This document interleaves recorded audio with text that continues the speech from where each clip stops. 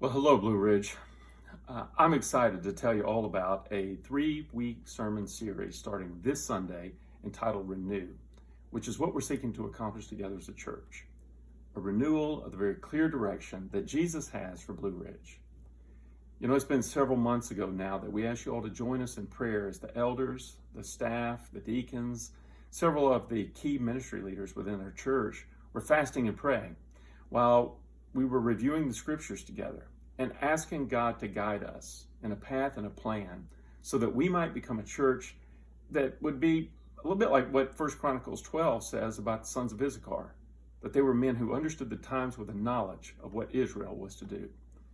And since March of this year, the elders and the staff, along with about 41 key ministry leaders over the course of 23 different meetings, have all sought to help the elders as we sought God's direction. So we've looked and evaluated our strengths, our key ministries, the things that are currently being blessed by God, but we also want to look into the gaps and the weaknesses that we might have so that we too can understand our times and our location and our makeup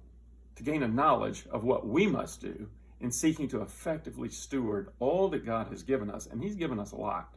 so that we can accomplish what it is that He desires. So this series is going to be our kickoff that's going to introduce this plan,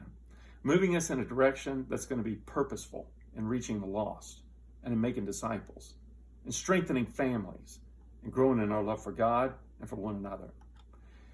But as in any plan that involves God's purposes, we got to start with our own heart and motives. Because if there's one thing that we've learned in our study of Matthew, and the Pharisees in particular, Jesus is very concerned with the heart and why we do what we do for Him. And that's why this Sunday we'll begin by looking at Matthew 22 and the Great Commandment to find direction on that. Plan to be here this Sunday. But if you're out of town or sick, you can live stream it or catch it via the podcast.